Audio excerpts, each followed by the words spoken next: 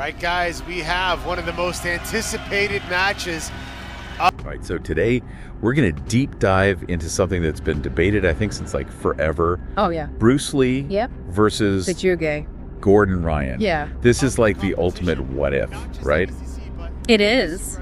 If you look back, I mean, shoot, Bruce Lee, this is like way before my time, but you look back and this guy was just like... revolutionary. Oh, yeah. I mean, just ripped. He's just like lightning fast. I mean, just amazing. And then Gordon Ryan. Yeah. I mean, completely different. Whole different animal. But just as dominant. Absolutely. In his own sphere. Right. Right?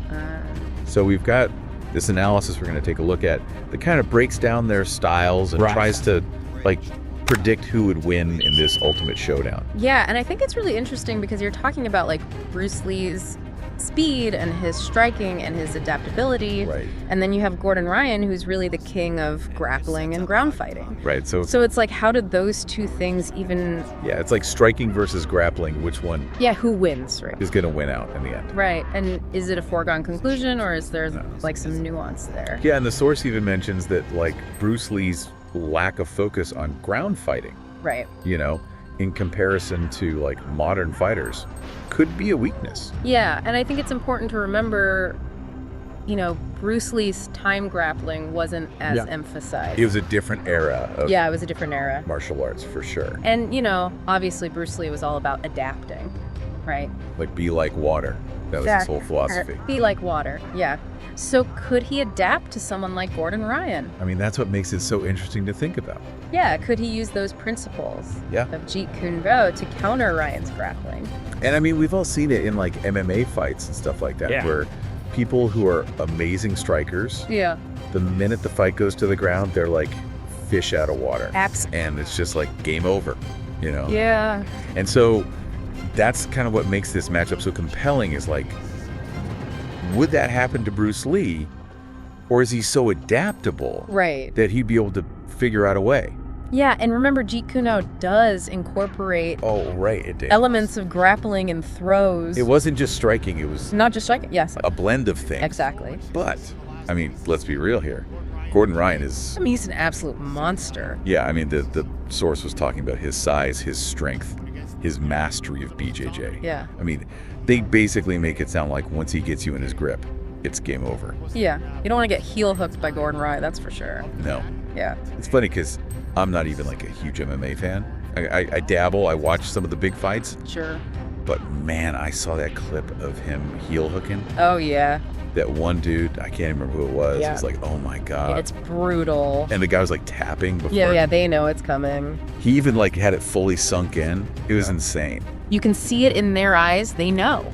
So, I mean, that's the thing, right? Just this question, though. Yeah. Could Bruce Lee even get to that point? Right. Would his speed and agility allow him to evade those attacks and keep the fight standing? Right. And that's where his, like, legendary footwork comes in. Right. Exactly. Like, could he dance around Gordon Ryan, just stay out of reach, and maybe even land?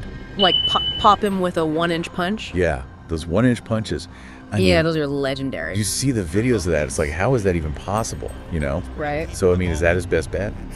I think that would have to be his game plan. To stay out of reach. Yeah, you have to keep it standing if you're Bruce Lee. Right. Absolutely. And the source was talking about Bruce Lee's, like, explosive power and fluid movement. Right. He was known to fight much larger opponents. Yeah. And win. Which is crazy to think about. Yeah. He would use their size against them. So it's like, could he do that with Gordon Ryan? Could he use Gordon Ryan's momentum against him somehow? But, you know, Gordon Ryan is a master at closing the distance. Yeah. Getting that fight to the ground. Right. So that's the question. Would Bruce Lee be able to stop that? So it sounds like it all comes down to whether Bruce Lee can keep the fight standing up. I think that's the key. So what if he can't? Yeah.